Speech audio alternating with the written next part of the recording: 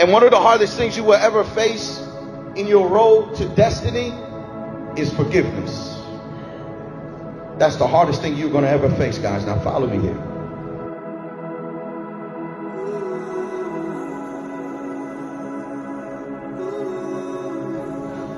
Why do marriages end in divorce? Why do family members stop speaking to each other and completely cut each other off? How can two childhood friends grow up together and can't stand being in the same room with each other and have a passion or a hatred towards each other? How come people leave churches and be upset and become church hurt? It's all because of offenses, guys. All because of offenses. Offenses has a toxicity to it, a pollution, if you will, that if it's not properly dealt with or expelled from the heart, it will seep down into your soul, poison your personality, and entrap your mind, your will, and your emotions. Offenses, if they're not properly dealt with, they will rob you of your peace. They will rob you of your joy. They will rob you of your faith. This is why the disciples said, increase our faith.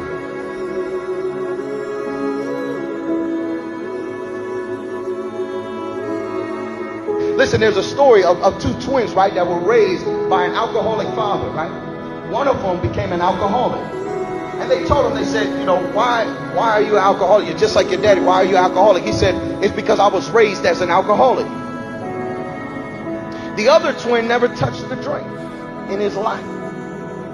And they say, that's kind of ironic. Why haven't you even touched a drink? He said, because I was raised by an alcoholic father. And I don't want to be like him. It's not what happens to you that matters the most, but what happens inside of you that matters the most. The enemy came to kill, steal, and destroy. He wants to ruin your peace. He wants to ruin your joy. He wants to ruin your mental and emotional well-being. Are you hearing what I'm saying? Why are we suffering from so much depression, so much anxiety attacks? He's after your peace. You have to let it go.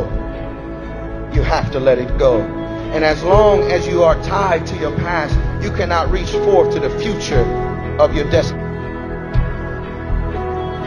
Peter asked Jesus, how many times do I forgive him if he comes to me and offends me in one day 7 times? Peter is a hypochondriac trying to find excuses for his dysfunction. Peter is trying to find an excuse why he cursed, why he cuts people's ears off. He's trying to find an excuse by blaming it on somebody else.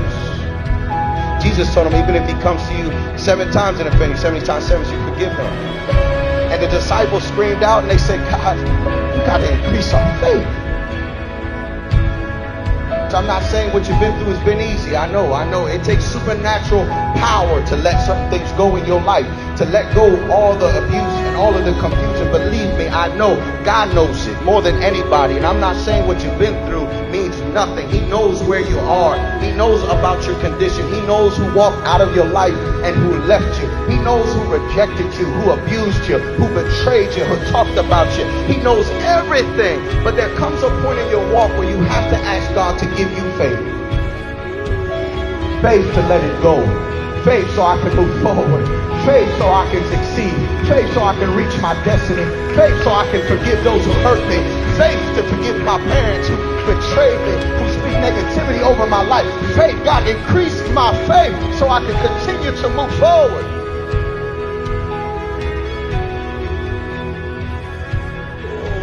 I'm not saying what you've been through has been easy. And I'm not saying that what you've been through you can just forget overnight. But I am saying that you got to stop making that as an excuse for you not to move forward.